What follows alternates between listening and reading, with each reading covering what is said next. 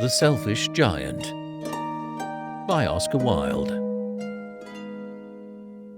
Read for you by Michael Lyons.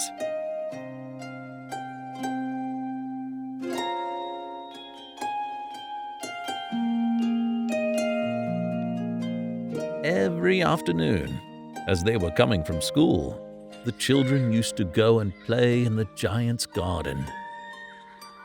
It was a large, lovely garden with soft green grass. Here and there over the grass stood beautiful flowers like stars. And there were 12 peach trees that in the springtime broke out into delicate blossoms of pink and pearl, and in the autumn bore rich fruit. The birds sat on the trees and sang so sweetly that the children used to stop their games in order to listen to them.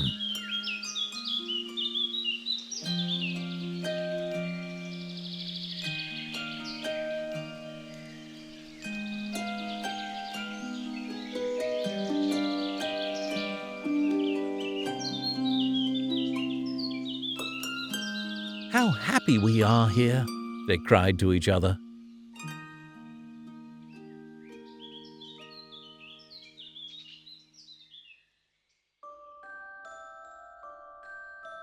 One day, the giant came back. He had been to visit his friend the Cornish ogre and had stayed with him for 7 years. After the 7 years were over, he had said all that he had to say, for his conversation was limited, and he determined to return to his own castle.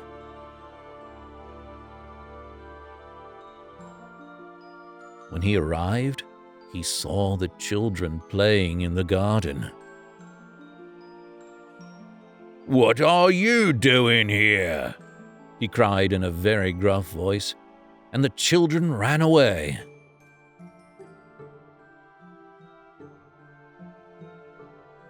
"My own garden is my own garden," said the giant.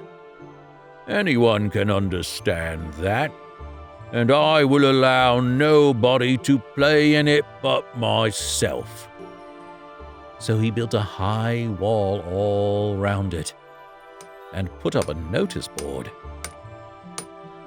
"Trespassers will be prosecuted." He was a very selfish giant.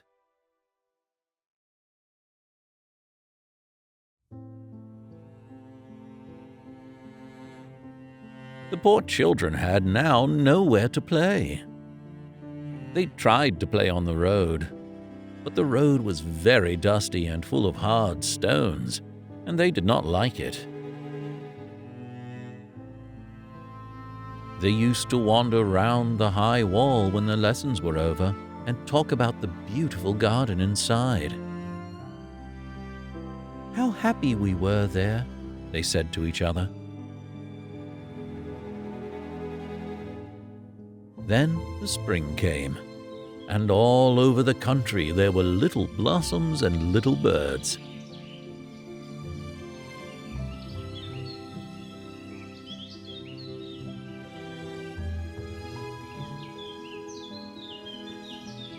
Only in the garden of the selfish giant, it was still winter. The birds did not care to sing in it as there were no children, and the trees forgot to blossom. Once, a beautiful flower put its head out from the grass, but when it saw the notice board, it was so sorry for the children that it slipped back into the ground again and went off to sleep.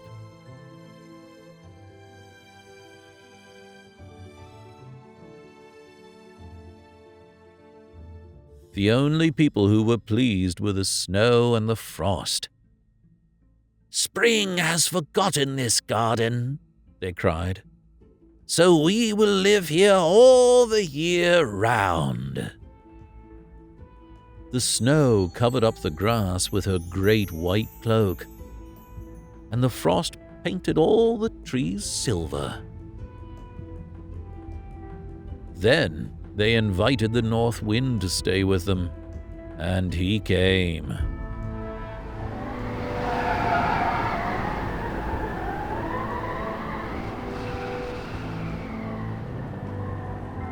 He was wrapped in furs, and he roared all day about the garden and blew the chimney pots down. "This is a delightful spot," he said. "We must ask the hail on a visit." So the hail came. Every day for 3 hours he rattled on the roof of the castle till he broke most of the slates. And then he ran round and round the garden as fast as he could go.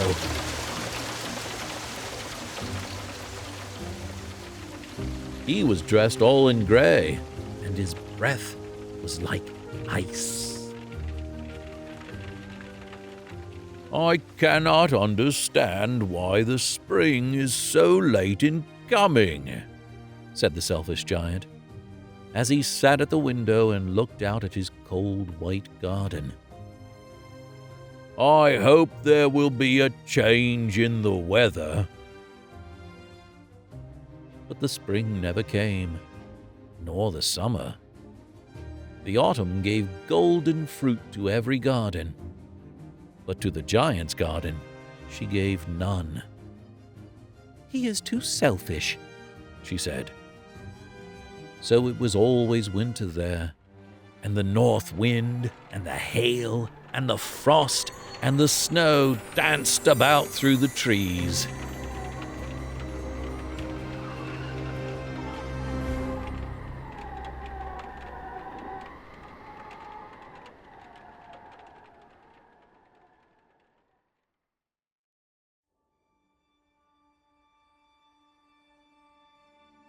One morning, the giant was lying awake in bed when he heard some lovely music.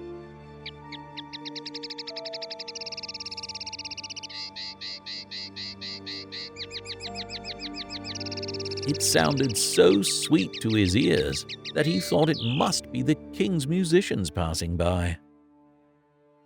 It was really only a little linnet singing outside his window, but it was so long since he had heard a bird sing in his garden that it seemed to him to be the most beautiful music in the world.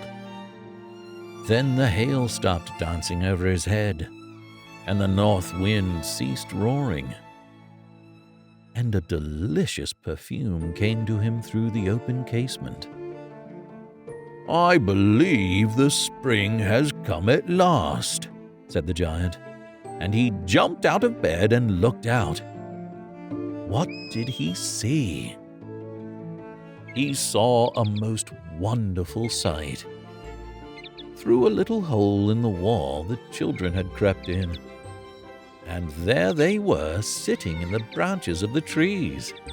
In every tree that he could see there was a little child, and the trees were so glad to have the children back again that they had covered themselves with blossoms and were waving their arms gently above the children's heads. The birds were flying about and twittering with delight, and the flowers were looking up through the green grass and laughing. It was a lovely scene.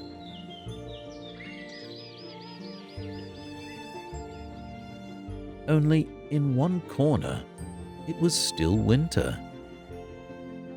It was the farthest corner of the garden, and in it was standing a little boy. He was so small that he could not reach up to the branches of the tree, and he was wandering all round it, crying bitterly. The poor tree was still quite covered with frost and snow, and the north wind was blowing and roaring above it.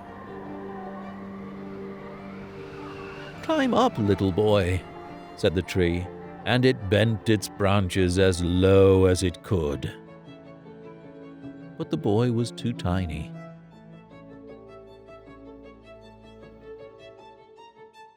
And the giant's heart melted as he looked out. "How selfish I have been," he said. "Now I know why the spring would not come here. I will put that poor little boy on top of the tree, and then I will knock down the wall, and my garden shall be the children's playground forever and ever."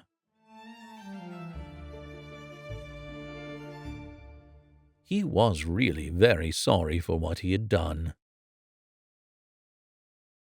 So he crept downstairs and opened the front door quite softly and went out into the garden.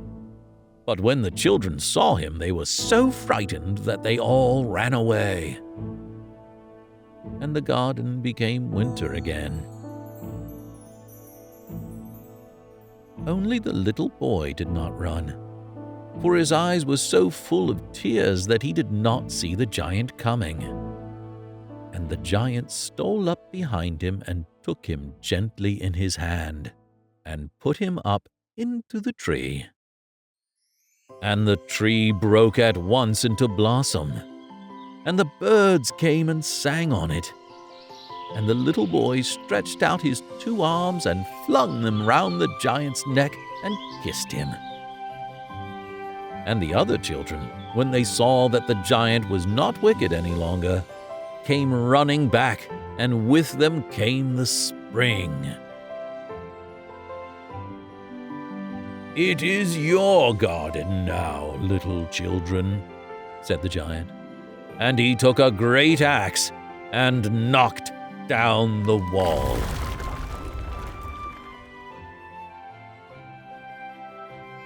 And when the people were going to market at 12 o'clock, they found the giant playing with the children in the most beautiful garden they had ever seen. All day long they played, and in the evening they came to the giant to bid him goodbye. "But where is your little companion?" he said. "The boy I put into the tree." The giant loved him best because he had kissed him. "We don't know," answered the children. "He's gone away." "You must tell him to be sure and come here tomorrow," said the giant. But the children said that they did not know where he lived and had never seen him before. And the giant felt very sad.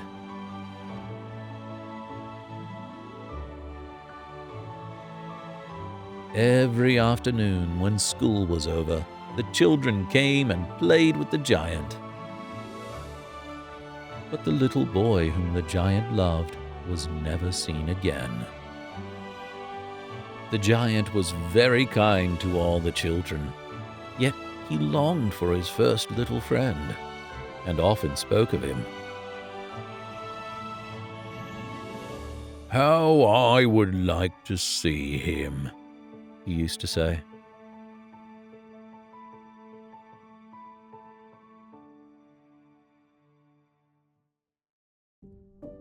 Years went over, and the giant grew very old and feeble.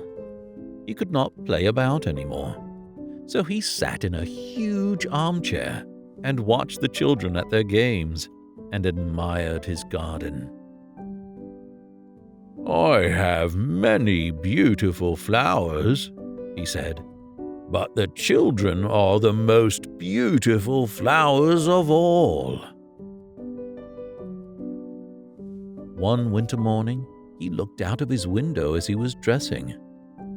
He did not hate the winter now, for he knew that it was merely the spring asleep, and that the flowers were resting.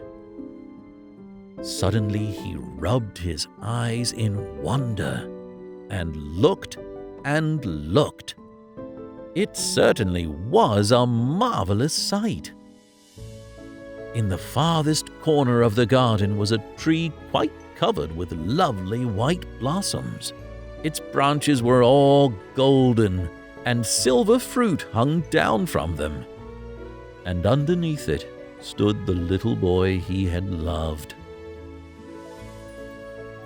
Downstairs ran the giant in great joy and out into the garden. He hastened across the grass and came near to the child. And when he came quite close, his face grew red with anger. And he said, "Who hath dared to wound thee?" For on the palms of the child's hands were the prints of 2 nails, and the prints of 2 nails were on the little feet.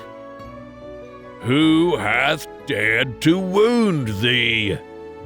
cried the giant. "Tell me, that I may take my big sword and slay him." "Nay," answered the child, "but these are the wounds of love." "Who art thou?" said the giant, and a strange awe fell on him, and he knelt before the little child. And the child smiled on the giant and said to him, "You let me play once in your garden. Today you shall come with me to my garden, which is paradise." And when the children ran in that afternoon, they found the giant lying dead under the tree, all covered with white blossoms.